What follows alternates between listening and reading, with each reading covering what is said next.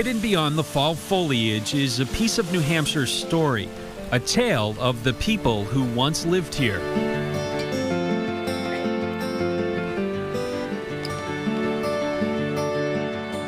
No, this is not a ghost story. There's really nothing spooky about these graveyards, other than the fact that some of them are located in the woods. But really, respect and dignity surround these final resting places.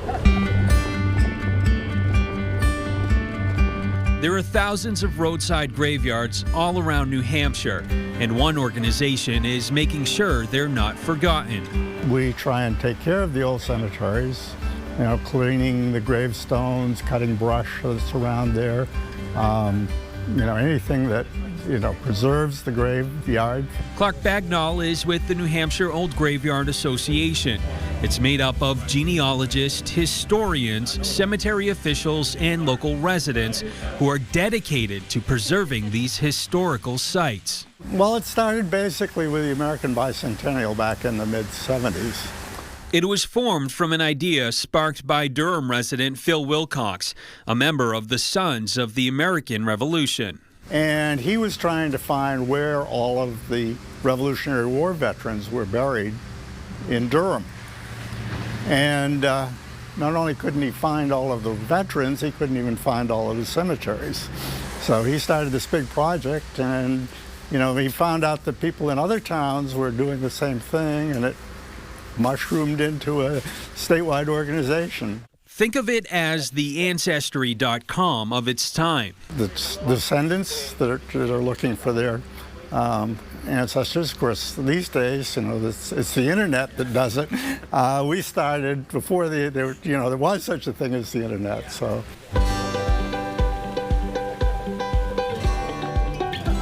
Preserving these sites is, in a way, its own art form. The handcrafted headstones are so fragile, it takes a certain process to restore them. You kind of think about these people a little bit when you're doing this work, and so you try to be careful and do really good work. Association Treasurer John Lord says they use a chemical called D2, which gently cleans the headstones. If you're cleaning headstones, one thing we really emphasize is not to use any household chemicals at all. Bleach is the worst thing you can use. Now, all these chemicals are water-based. So when you spray them on and you clean using those, the water and the chemicals go into the stone. The water evaporates. The chemicals stay in there. And they will eat away at those crystals that are in there. And over time, that stone is going to start to degrade. A tedious process, but well worth it, says John. We look at it as, at least I do, and I think most of the association members do, is that it's a piece of history. It's a historical document, a historical record of people who were in this town, different particular towns. And we feel it's very important to maintain those as long as we can. The town of Alton is home to more than 100 private graveyards.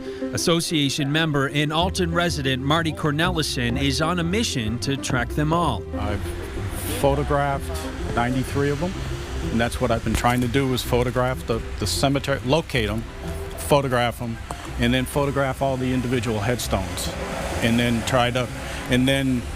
jot down who I find in those cemeteries. And on a rainy and raw October day, Marty takes us to some of his favorite spots. Tucked away on Route 28, the old Hurd family cemetery is a point where two time periods collide. Modern cars race down the highway, running parallel with gravestones dating back to the 1700s. It's funny, you could just be driving through here not knowing there's a piece of history right next here to you as you come by. Right. Marty tries to learn something about the people buried in each cemetery. Today, he tells us about Elder Buzzell, a Baptist preacher who passed away in 1858. He was a public teacher. He was a state senator. He was in the militia. Marty describes the graveyards as private islands on private land, many of them still owned by the families they house while sitting on property of another. He gets permission before he explores, and some aren't all that easy to get to.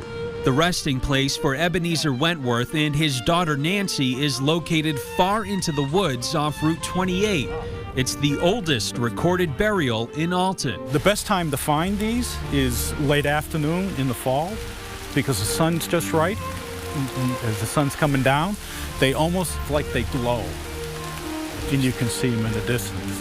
A growing society now encroaches on these burial grounds, like this one that is nestled in a housing development.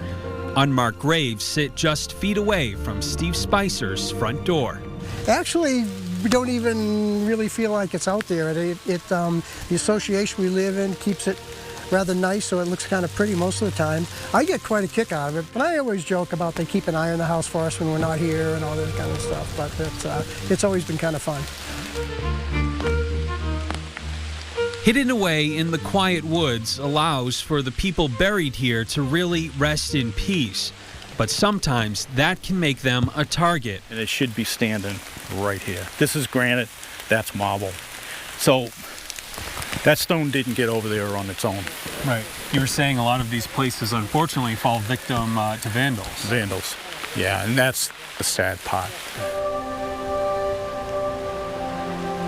All the more reason why Clark, John, and Marty dedicate their time to not only restore these sacred grounds, but to keep the memories of the people who call them home alive. The history of New Hampshire is the history of the people who lived here. I mean, it doesn't have history without the people.